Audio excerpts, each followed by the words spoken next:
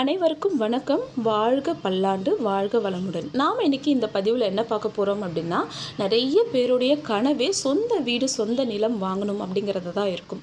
அப்படி இல்லாட்டி உங்களுடைய சொந்த நிலம், சொந்த வீடு ஏதாச்சும் பிரச்சனையில் இருக்குது, ரொம்ப நிம்மதி இல்லாமல் நாங்கள் ரொம்ப துயரத்தில் இருக்கோம், எந்த விஷயத்தை எடுத்தாலும் எங்களுக்கு சறுக்கல்கள் அதிகமாக இருக்குது, ஒரு விஷயத்தை நாங்கள் தொடங்குகிறோம் அப்படின்னா 10 விஷயங்கள் சரிஞ்சு போகுது, எங்கள் குடும்பத்துடைய நிலை உயரவே மாட்டேங்குது, வரவு 10 ரூபாய்க்கு வந்துச்சுன்னா செலவு 100 ரூபாய்க்கு வந்துடுது அப்படின்னு சொல்லிட்டு உங்களுக்கு ரொம்ப நாளாக இந்த மாதிரி மனப்பிரச்சனைகள், குடும்பத்தில் சூழ்நிலையில் ஓய்வு நிலையோடவே இருக்கிறது, வளர்ச்சியே இல்லாமல் அப்படியே இருக்கிறது. சிலர்லாம் பார்த்தோம்னா ஒரு 10 வருஷத்துக்கு முன்னாடி நம்ம அவங்கள எப்படி பார்த்தோமோ அதே போல தான் இப்பயும் இருப்பாங்க. அந்த மாதிரியே உங்களுக்கு தோணுது, நம்ம அப்படியே தான் இருக்கோம், 10 வருஷமாக எந்த முன்னேற்றமும் இல்லை, எதுவுமே இல்லாமல் நம்ம லைஃப் அப்படியே போயிட்டுருக்கு அப்படின்னு நீங்கள் நினச்சிங்கன்னா நான் சொல்கிற இந்த விஷயத்தை ஃபாலோ பண்ணுங்கள்.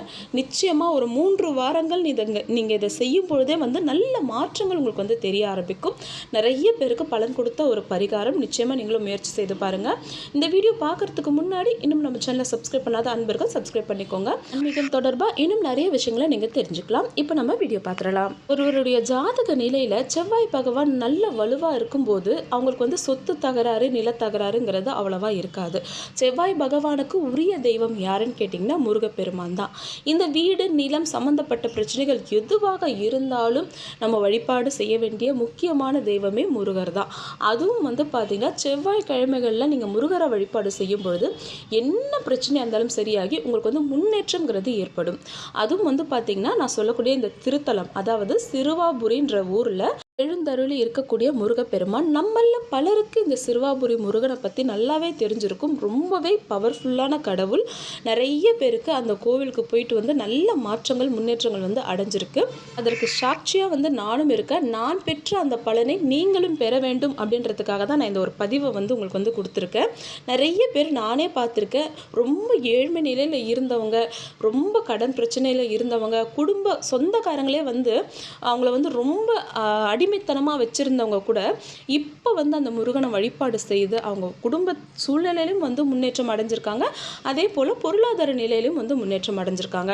ஸோ உங்களுக்கும் இந்த மாதிரி ப்ராப்ளம் இருந்துச்சு அப்படின்னா செவ்வாய்க்கிழமைகளில் சிறுவாபுரி என்னும் ஊரில் எழுந்தருளில் இருக்கக்கூடிய முருகப்பெருமானை நீங்கள் தரிசனம் பண்ணுங்கள். இந்த கோவில் எங்கே இருக்குன்னு பார்த்தீங்கன்னா சென்னைக்கு பக்கத்தில் நமக்கு ரெட்டில்ஸ் வழியாக போகணும்னு சொல்லுவாங்க. ஸோ அந்த வழியாக நீங்கள் போனீங்கனாலே அங்கே இருக்க எல்லாருக்குமே ரொம்பவே தெரிஞ்சிருக்கும், இந்த கோவில் ரொம்ப ஃபேமஸ் தான். அங்கே போயிட்டு செவ்வாய்க்கிழமைகளில் வழிபாடு செய்துட்டு வாங்க. நான் ரொம்ப தூரமாக இருக்கேன், என்னால் செவ்வாய்க்கிழமை சிறுவாபுரி முருகனை தரிசனம்லாம் பண்ண முடியாது, நான் என்ன பண்ணலாம்னு கேட்டிங்கன்னா செவ்வாய்க்கிழமைகளில் 6 நெய் தீபங்கள் முருகனை நினைத்து உங்கள் வீட்டிலே ஏற்றுங்க. அப்படி இல்லாட்டி வெற்றிலை தீபம், நம்ம எல்லாருக்குமே தெரிஞ்ச ஒரு விஷயம்தான். அந்த வெற்றிலை தீபத்தை சிறுவாபுரி முருகனை நினைத்து நீங்கள் வீட்டிலேயே ஏற்றுங்க. செவ்வாய்க்கிழமை ஒரு நாள் ஒரு பொழுது விரதம் இருக்கலாம். முடிஞ்சவங்க இருங்க, முடியாதவங்க நீங்கள் அசைவ உணவுகளை மட்டும் தவிர்த்துட்டு எளிய உணவுகளை எடுத்துகிட்டு விரதம் இருக்கலாம். சிறுவாபுரி முருகன் மேலே நிறைய திருமந்திர பாடல்கள் இருக்குது, அதை நீங்கள் வீட்டிலே படிக்கலாம். பிரச்சனை எதுவாக இருந்தாலும் ரொம்பவே ஆழமான நம்பிக்கையோடு, ஆழ்ந்த பக்தியோடு கண்டிப்பாக நீங்கள் சிறுவாபுரி முருகனை வழிபாடு செய்யும் பொழுது நிச்சயம் நல்ல பலன்கள் உங்களுக்கு கிடைக்கும். கூப்பிட்ட குரலுக்கு குழந்தை போல் ஓடி வருகின்ற முருகப்பெருமானை நம்ம இருக்க பற்றி கொண்டால் நம் வாழ்வில் முன்னேற்றங்கிறது கண்டிப்பாக கிடைச்சிரும். நம்ம வாழ்க்கையில் தோல்விங்கிறதே இருக்காது. கண்டிப்பாக நீங்கள் முயற்சி செய்து பாருங்கள்.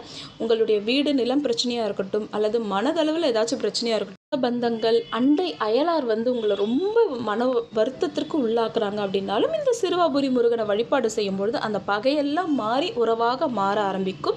உங்களுக்கு நீண்ட நாட்களாக ஏதாச்சும் வியாதி இருக்குது, என்ன பண்ணாலும் அந்த வியாதி குணமாக மாட்டேங்குது அப்படின்னாலும் இந்த முருகனை நீங்கள் வழிபாடு செய்யும் பொழுது உங்களுக்கு அந்த பிரச்சனையும் சரியாகும். அப்படிப்பட்ட அற்புத தெய்வமான கருணை கடலான முருகப்பெருமானை நல்லா வணங்கி அவருடைய பூரண ஆசியோடு 16 செல்வங்களையும் பெற்று நலமுடன் வாழ வேண்டும் அப்படின்னு நானும் உங்களை மனதார வாழ்த்துறேன்.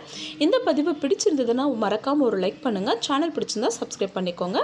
கண்டிப்பாக நான் சொன்ன விஷயத்தை முயற்சி செய்து பாருங்கள். அடுத்து ஒரு நல்ல பதிவோடு சந்திக்கலாம் அன்பரே. நன்றி.